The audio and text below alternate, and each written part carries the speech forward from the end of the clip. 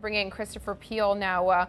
What do you think of banks here? I mean, we've heard from several of them this morning about the impact of lower for longer rates and the handicap this puts on them in terms of profitability. But it's also one of the most unloved sectors in Europe when I look at valuation. So is it an attractive space for you here?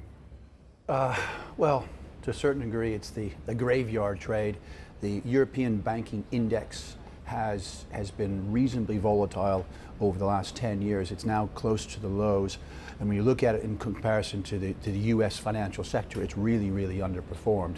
This is an area where it should be attractive, but I believe that the banking system the banking industry tends to follow the economy.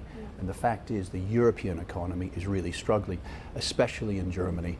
The dependence on the manufacturing auto sector, export oriented, is a real problem, especially if one feels that we're going to have a hard Brexit. That's going to really push the more pressure back on the German economy.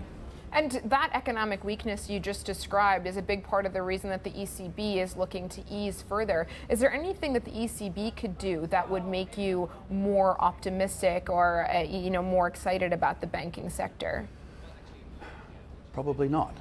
They've already have negative rates. They already have trillions of euros worth of European debt on their books. I think they played their last cards. What they really need is an uplift in the global economy and to export their way out of their current situation.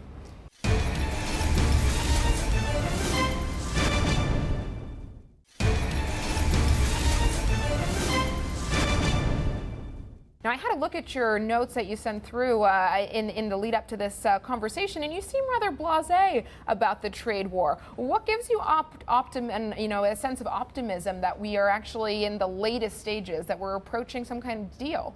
Well, I think it works for the White House to get a deal done at some point over the next 6 months as you enter 2020, the run-up to the next general election or the presidential election.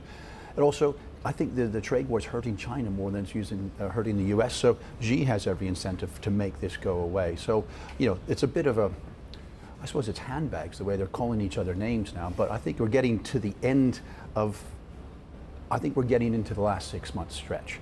And also, I think part of Trump's reaction a couple days ago was as much focused at Powell as it was Xi. Let's not lift off the rate cuts, even though we just had one last week. He wants to keep the pressure on the Fed because he's running for re-election. So I think it was a two-pronged tweet at both the Fed and the Chinese trade negotiations. So what does that mean for markets? I mean, if we're looking at a 6 month sort of window between now and when we might get some sort of resolution, I think the question all investors are asking is when you buy the dip. So what would you say to that?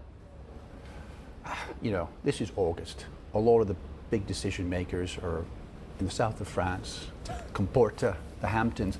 And, these are thin markets. I'm not going to read a lot into price action in August, the same way I don't tend to read a lot of price action into the month of December. I think we're going to hit the fourth quarter, entering the fourth quarter, in an environment where the world is cutting rates. In the last week, we've had New Zealand, India, Thailand, and the US cut rates. Rates are falling, and growth, even by the IMF forecasts, running around 3.5% globally, 2.5% in the US. That's trend line growth. So I think it's a positive environment for risk assets. There's going to be some volatility, but that goes with the territory, especially in equity land.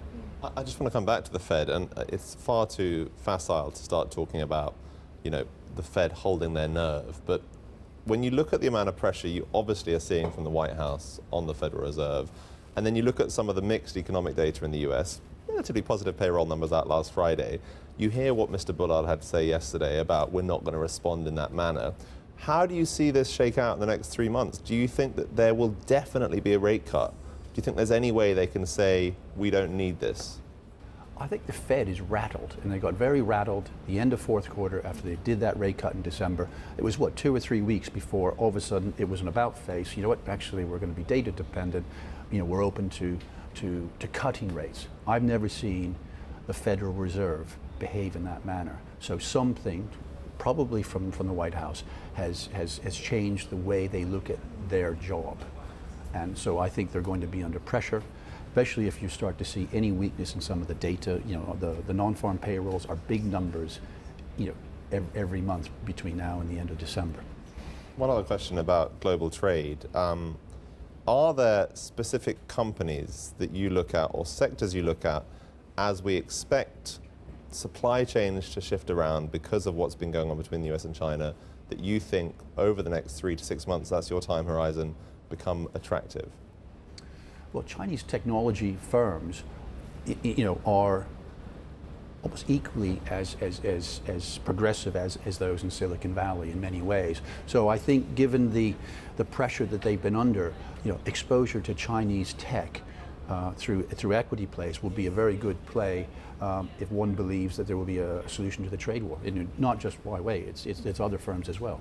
Is that a good moment now because we've seen that slightly weaker Chinese currency? It's probably, if one has a 12 to 18 month time horizon, Chinese technology firms are cheap.